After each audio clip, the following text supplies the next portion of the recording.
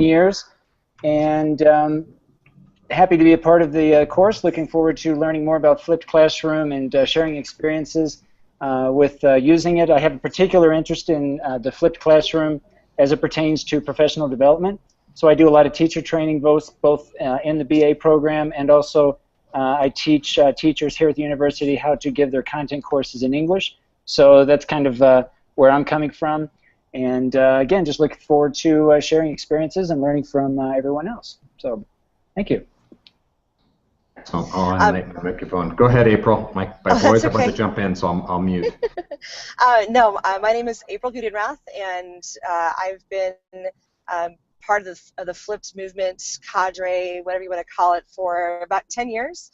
I work in K-12 currently. I consult with K-20. With schools all over the world now, I can say, and I've been published a couple of times, but I'm excited because I love that the feeling of community that you can get in this type of an environment, the information that you can gain and the information that you can share and take away from. That's what I'm really looking forward to. Okay, sending my boys off to bat. Cool. So that's interesting, Benjamin. I noticed on your blog, I went and read, and I noticed you were at your school you're at now 10 years. I was going to ask you how long you'd been down here in Mexico. So now I know. You answered my question before I even had to ask you. So the focus of week 0, obviously, and I'm not going to go through the tour like we did the other day with my group I did in Spanish yesterday. But basically, everyone should be setting up their blog. Benjamin's like way ahead of the game because he's been blogging like since 2007, it looks like, at least. So he's got us beat there. And I think I arranged with Benjamin to make sure he was using a special tag on his blogger posts so that I only pull in his stuff for the course. So everybody should be set up with their blogs. I know there's a lot of people from the tech. Probably about 50 people total at least, but like a regular MOOC, I'll be surprised if 20 finish. So that's usually the way it works. Again, not to scare people away, but if you need to drop out, don't feel bad. It happens. I've signed up for lots of MOOCs that I didn't finish, so it's not a big deal. But I do encourage you to jump in and do what you can. April? Right. Well, I think we talked about that in the intro video, is that whatever you can come for, please come and share. And that's the most important thing, is to build this community. Right. It's definitely all about sharing. And if you've never been in a Connectivist MOOC, actually, I forgot, April, to link Dave Cormier's YouTube videos. And I'll link those in a mail I send out tomorrow because I want to kind of touch base with people, make sure they've got their blog going. I know I'm meeting at least one person on my campus tomorrow to sit and figure out their blog. Hey, we got Gian. Say hello. Do we have your audio? Nope, he looks like he's muted. No, there's. Here it comes. Here it comes. Here it comes. I'll keep talking while we work out the audio. So basically, we want to set up blog this week. Ideally, Benjamin was actually asking me if he could see the RSS feed and everyone else's homework and stuff, and that's exactly what I want to do. But I've learned in previous versions I kind of bombard and overload people in the first week and scare them, and I don't want to scare them away. So this weekend I will be asking people for their RSS or their blog links at least, so I can include. What will happen is on the front page you'll see everybody else's posts happening, so it makes it that people can see what other people are doing and start interacting. So that's going on. Gerardo, right? Hey! Yes, I'm here, but I'm just like a listener because I'm in class, and it's a very interesting topic, and I would like to listen about the blogger that I'm going to have some little participation, I think. All right, cool. Yeah, I know there's lots of people that are wanting to usually watch these videos. Even you can jump on live like you are now and listen. The only limit we have is like 10 people to jump in, so there's no problem there. Remember, you can always watch later, but if you're not watching this, then how would you know you could watch it later? But anyway. All right. So Benjamin's going to go get set up. So Benjamin, you've been blogging for a long time, so and I noticed with the subtitle of your blog, and I pointed that out. Well, why do you think it's important for educators to blog and to share? Well, I think that obviously, and I think you talked a little bit about this in your last session that I saw. That a lot of times when you blog, especially in an open public page, it's not so much whether you get a lot of interaction. Of course, we want to get interaction. We want to interact with others, but usually it's just the process of reflecting and sharing that to an audience. That in and of itself is a good process of kind of reflecting on one's practice and just trying to put ideas together about what's going on in your classroom. And I think so. With this type of MOOC, I remember when I took the CCK08, which is a connectivist MOOC from Stephen Downes and George Siemens back in 2008. They also promoted this idea of, publishing to your own blog. I think at the time they had a Moodle, which they had all the content within that Moodle, but they also were very much in favor of each participant, which at this time I think there were 2,000 or 3,000 or more that participated in this MOOC, to post and share in their own blog, so that you start to have your own presence, and you are kind of creating your own digital footprint, if you will, and just sharing this information so that you can start to network with others. So I think a blog is just a very good place where that can happen, and you can really tailor it to your own personal preference as far as what it looks like and the content that you actually share, how you want to organize it. And so I think I'm a big proponent of blogs, and anytime that I participate in MOOCs, I like to contribute to my own blog and search out other blogs and contribute to their blogs, and it's worked for me. I like it. Again, I don't necessarily gauge it as far as how much interaction is actually going on, because personally I don't have a lot of interaction going on in my blog. But it has served a purpose for me in just becoming more of a reflective practitioner, and just sharing some of my challenges and successes in the classroom. Now, Benjamin, I've talked to a lot of my teachers about blogging, and I'm sure some people that listen to this will have that same concern of, like, when you blog, you're kind of putting yourself out there. And as an English teacher, and teaching English, that exposing your writing is a huge risk for people. How do you? What are some encouraging things that you could, come alongside a teacher and say, this is, it's worth it, and this is why? Yeah, that's a good question. I think that for me personally, and I try to share as much of my perspective when I'm trying to talk with other educators and either persuade or just try to show them some options of how they can share their work online. I try to use some of my perspective, and it is kind of daunting at first, I think, to publish thinking that the whole world can actually view this, but for me it actually is an incentive to try to write a little bit better and realize that someone's going to actually read this, so maybe I need to put a little bit more thought into it. But I think, from my perspective, the teachers that I work with are also language learners themselves in many cases, so it's very much encouraging them to, not worry so much about, in this case, maybe the language that they're trying to, improve, and they're trying to communicate an idea and a perspective.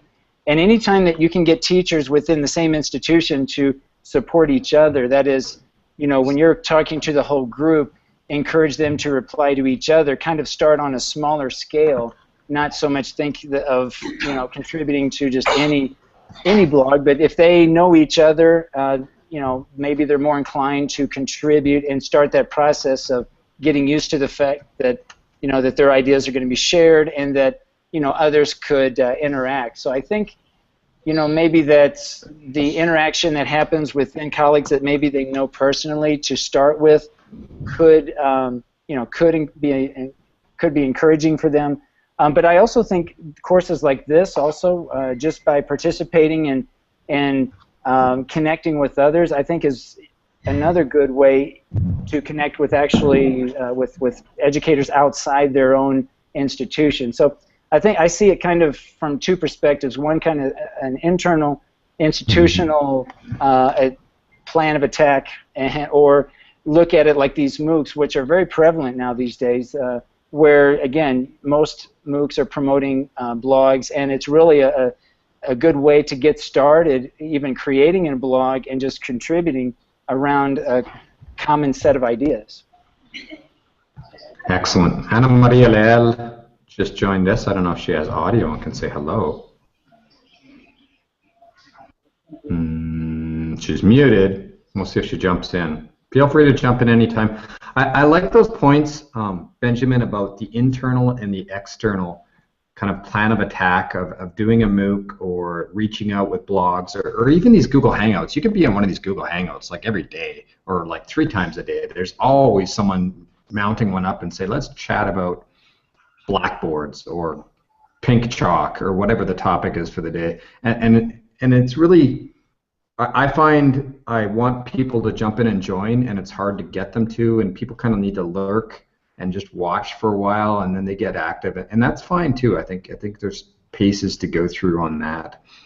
I wanted to add in a point about what did the point about internal external is a lot of us are like lone wolves in this flipped classroom. We're usually in an institution where you're the only person, and I think it's really key. Try to find a buddy. There's probably someone there with you in your campus. It might not be the same discipline. It could be just someone you have coffee with or lunch, and explain to them what you're doing and maybe bounce ideas off. That's critical.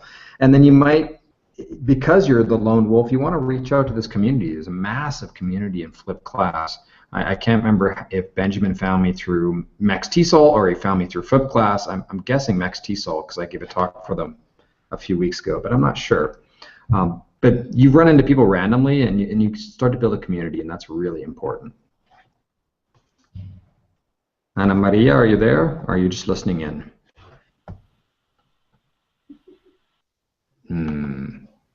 So Ken, just to throw it out there, you know, we're talking about blogging, but there's also this concept of the vlogging, you know, the video logging. I don't know if you and Benjamin can talk about, you know, what are some of the things, the advantages of doing a vlog as opposed to just typing in a blog, or, you know, where would you have someone start, if that makes sense? Because Benjamin, basically, your first post was mostly the video, which I like, and I watched your video. Or was that just random? You decided to do the video and just post it.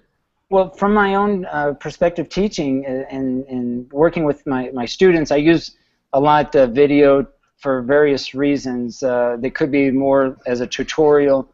It could be kind of instructions. It could be, you know, different, actually, I don't know, there's a wide range of reasons of why I create videos, but a lot of the videos that I create are these types of conversations where I'll either do this type of you know, Google Hangout with someone, or I'll be a part of another Hangout that I'll record and repurpose that. I may cut, you know, edit that video, the discussion, and use parts of that in my own classroom, or maybe write a post. So it's really about repurposing the information. So.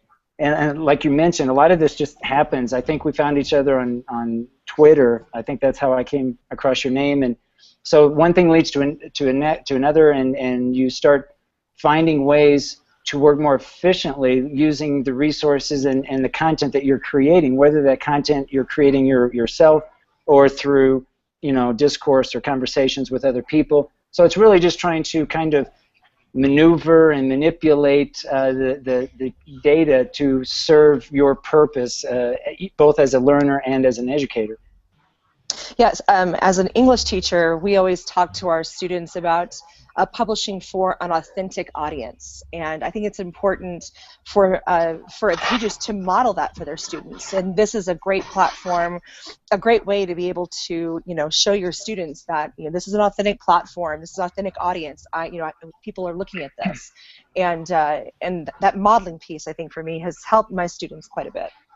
I totally agree, April. We had some hangouts with some students where they were had contact with other educators through the hangouts. We had a poetry reading, for example, and my students got some really good feedback from other teachers who were connected at the same time, and the effect that feedback had, someone else commenting on their work other than their boring teacher, right, was really a really good experience for them. So having an authentic audience, although it can be nerve-wracking for some students at the beginning, I think they typically rise to the occasion and really get more out of the educative experience. And one thing, first I'm going to invite Anna, if you want to jump in anytime, English, Spanish, that's perfectly fine. Everyone here speaks Spanish, including April. I have a question here. Yep, adelante. I will try to practice the English, so if you don't understand, I can repeat in Spanish. But I have two problems. My students doesn't like to write, and the other part is we have a math class, some algebra or some integral or differential calculus class. Then it's like, oh, how can I write about that? I have a similar exercise to blogging with a workbook exercise. With a workbook, at the end, they describe the procedure that they follow to understand or to do some procedures of any operation. And I try once with the blog, but it's like, oh, I don't know. At the end, it's just like, oh, you isolate X and get the result. And I try to tell them, oh, please try to write a little bit more, try to express another thing. I don't know if you have any idea about how to motivate to write a little bit more. So I'll poke my spoon in, since the English teachers will probably jump on me and they all know way more about writing. But I'll give you my experience, Gerardo, because it's Gerardo, right? Yes. Yeah. I'm trying to remember. You got the G on the front, and I got to remember which G it is. Yeah, it's Gerardo. I met you in December too. So my students are computer science students, so it's not math, but it's still coding, right? And there's a few things I'll say. One is you need to model. You need to write yourself and be a model for your students that you're writing and sharing what you're doing. And I think it's a lot about gaining trust of your students that they can let free, because they're so used to what's the right answer the teacher wants, and I'll give the teacher that right answer. And especially with math, if you give them the right answer but in the wrong format or the wrong way of getting the solution, some teachers mark them wrong. So they're so used to, I need to know exactly what you want, teacher, and I'll give you what you want. And to open the doors that they can do whatever they want and explore is frightening to them a lot, and they're not used to just kind of volunteering information. Maybe break the ice with some initial blog posts about what they're interested in and what's their favorite musical band and do they play an instrument. And I try to get them just writing about stuff, and it seems to work in the end. I was going to also mention, and to mention in April and yourself, I struggle with this thing of just letting my students free and go blog, and giving them very little guidance, and then they figure it out themselves, which is awesome, versus spending a lot of time holding their hands, but then you kind of show them the right way, and then you don't get that creative release from them. So that's my hard balance in getting students to blog. I would definitely agree with that. I also teach a philosophy course for upper division in high school, and I started having the students create an online portfolio. So we're discussing a way of knowing emotion, for example, and there's a rubric, and I say you have to demonstrate your knowledge. Here's the rubric you're going to follow. And I tell them, any way you want to demonstrate it, that's up to you. And it is very scary for them at first, but what the nice thing is they can actually, as we're going through that unit, they're actually jumping in and sharing, or if I see something cool, I'm going to pull up their, portfolio, and I'm going to read what they wrote and say, this is a great example of, whatever it is. And the kids are like really impressed. They're like, wow, she thinks that I did a good job. And it really seems to motivate the kids that way. So show them that it's for a purpose, and that you value their contributions and value the time that they're putting into it. I think is an important piece. Yeah, I think what I would add too, and I agree with all these suggestions.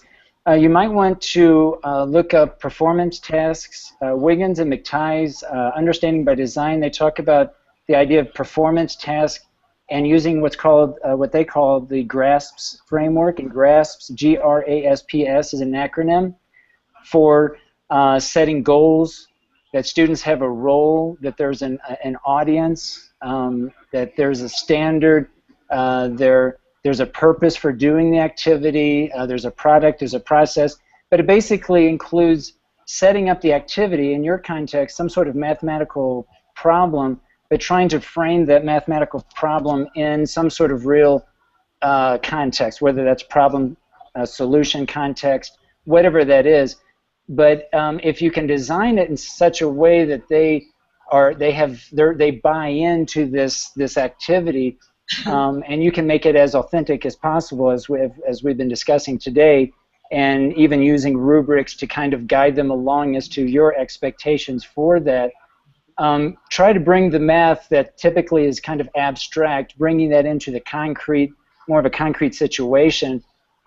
It might be something that you might consider. And I think you can find a lot online if you just Google performance task or the GRASPS framework, and that might give you some ideas about how to frame an activity that might incorporate different mathematical functions that you're working with. Yeah, I found it. I'll link it in the YouTube video as well as on the other links there. I've got it up on the screen. That's it. Yeah. Well, there's a whole template you can use. It's a very helpful template. One thing I'll just share, a funny math thing. I teach math in this philosophy course. It's the theory of knowledge. It's an IB course, and I taught fractals. And I'm at the very end of this little mini unit on fractals. I had people come up to me and say, "Oh my gosh, I didn't know math could be so cool." And I'm like, "Yeah, fractals, that's video games." And so I think what Benjamin said is that important piece. It's that making it real for them, making it authentic, making it relevant for them, and to make them see it's not just a problem they're doing on the board or a concept they're going to just use here and never see again. They have to be able to see the application outside of your classroom. Excellent. Keep going, guys. I'm like multitasking in the back, linking and posting, and Engine that's going to take a drink. Ana, ¿quieres hablar o entrar o estás escuchando?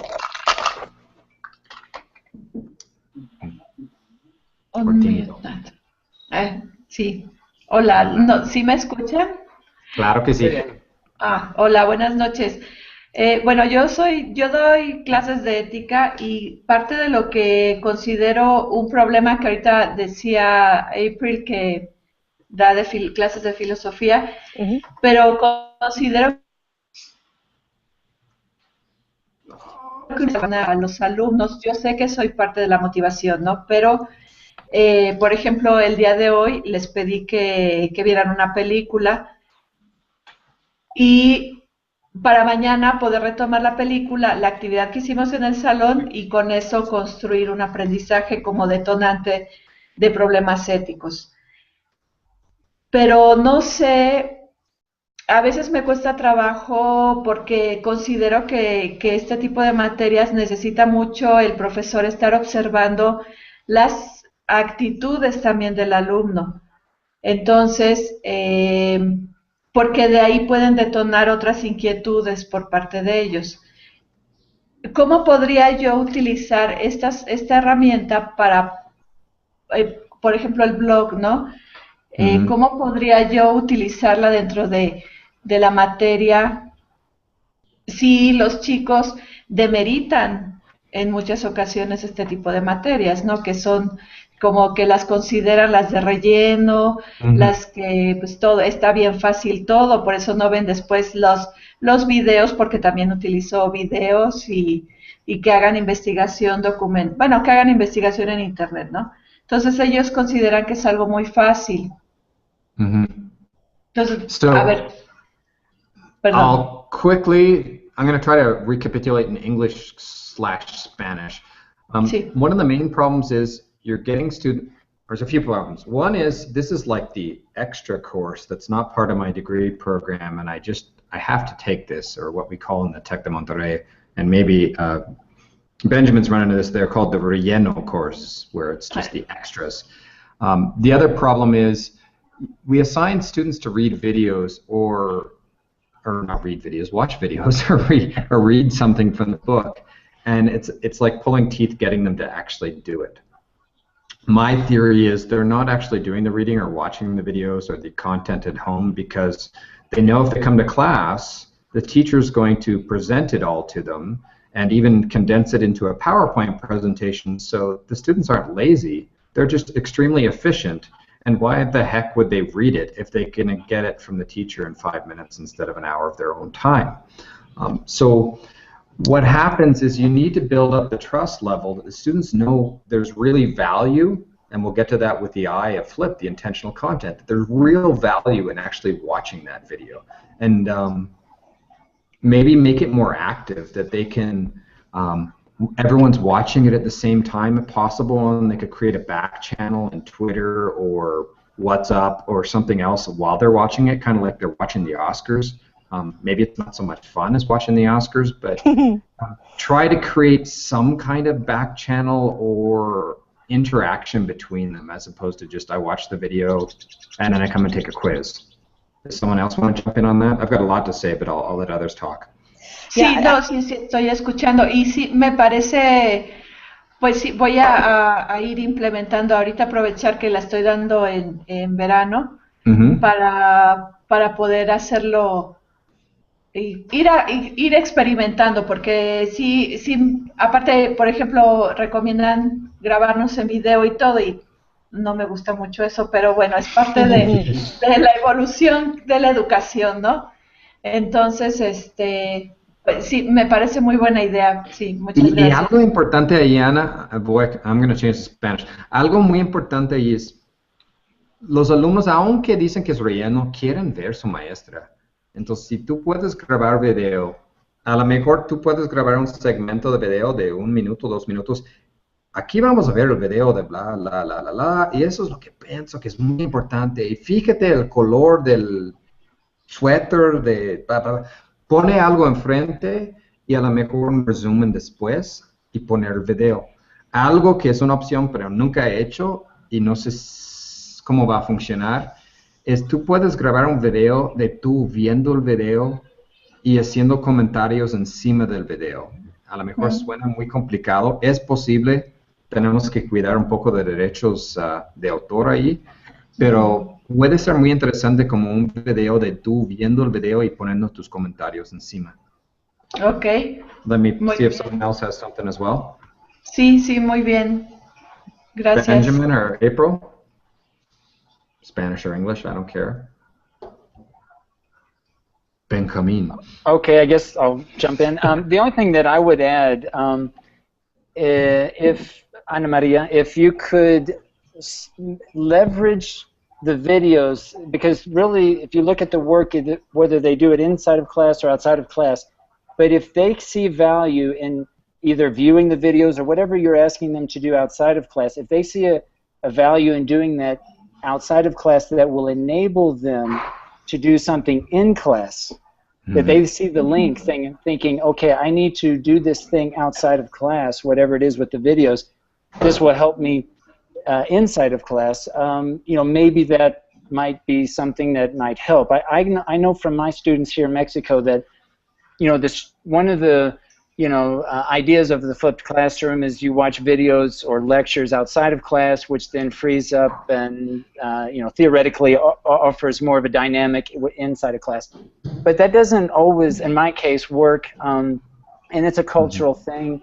Just turning students loose on a video outside of class typically has its challenges. Okay, it's not that clear cut. They don't just naturally do that based on my context here in Mexico. So I use a combination of things. It's a change. It's a cultural change. It's them also getting used to your practice, but trying to really leverage that content that you're making available outside of the class and allowing that to create more opportunities inside of class, whatever that might look like, whether the video is shown inside of class, outside of class, whether they watch the same video in class that they were supposed to watch outside of class, or whatever dynamic that is. It's always been more of a nuanced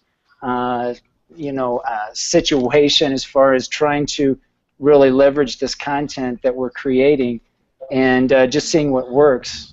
So I think the good thing here is that you're sharing your experiences here and getting some other ideas and seeing what works and doesn't work with others. And I think that's one of the best things you can do. And I think a lot of us are going to have a different view on flipped class. I'm reading George Cours's book right now, Innovator's Mindset. And actually there's this phrase he said about the focus on flipped class and that the stigma is always that it's about the video before and then we do something in class. And to me, it's not at all that. I don't use the videos that much. And for me, maybe flip that around and really think about what am I going to do in class. This is the key. Everything's about that one-on-one time with your student. And if what they do before becomes useful for what we're doing in class, then they're going to have a motivation. Because the students don't watch the videos or read the book because there's no motivation to do it usually, because in a typical class, it's memorize the PowerPoint slides and I can get my 80% or whatever it is. Something's really loud. It's not me.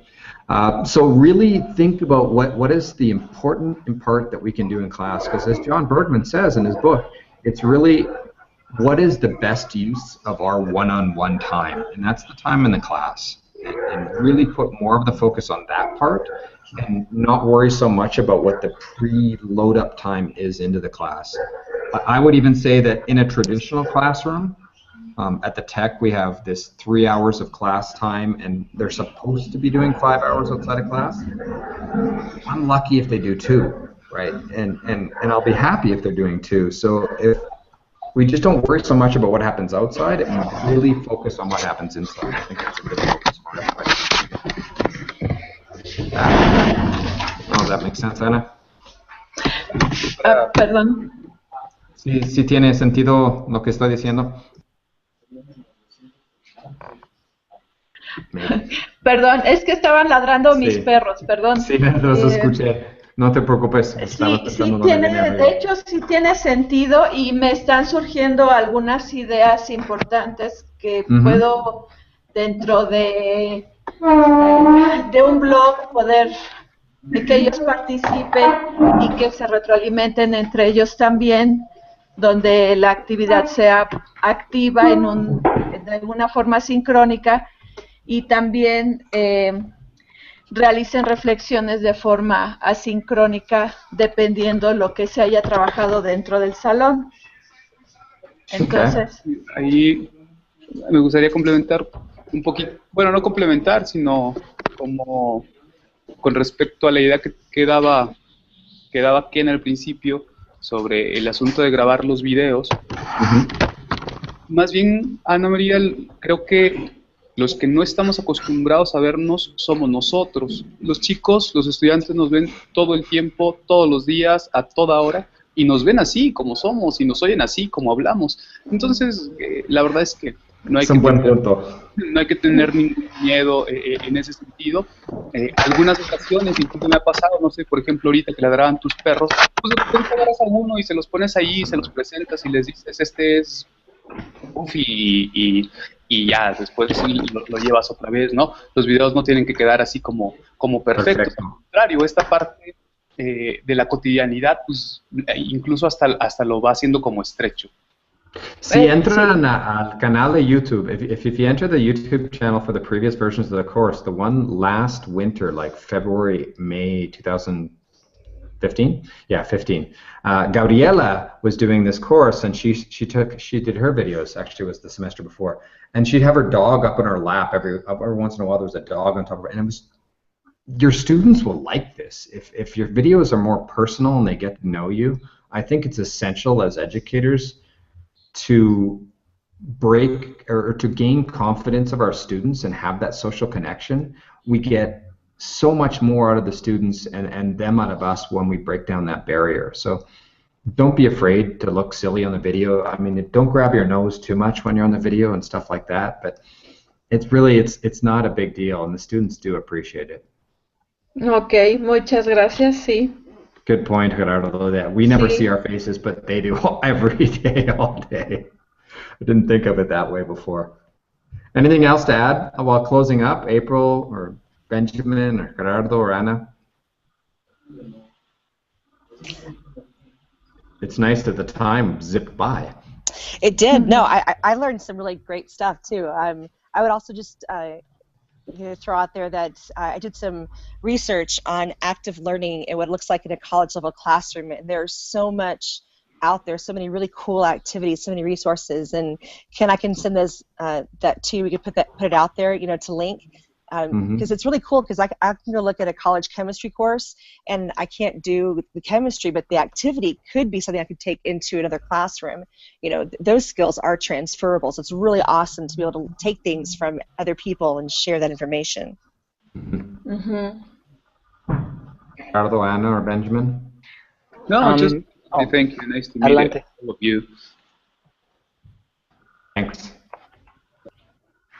Go ahead. Yeah, I was just going to say, you mentioned books. Do you have a space someplace published there openly of recommended reading for the Flip? Yeah, I'm trying to think. So I'm going to, let me think where I can put it. Recommended books. I'm posting on Facebook right now, and then people can just tag underneath for reading about Flip. And I have to ask, April, if you ever decide to open a MOOC up for like a philosophy course, please let me know. Sign me up. Oh, absolutely. Yeah, sounds good. And then, Ken, on that too, we could put links to articles, because all of my things, I think, are PDFs that I've downloaded from, like, JSTORs or, journal articles. Linking one now. I'm linking the one I was talking about, the George Carl's book that I'm reading it now. It's great. And it's been on my list to read forever, and I finally got around to it. And it's interesting because a lot of what he says, I actually want to write a link of George's kind of maxims of what good educators do, or good innovative educators do.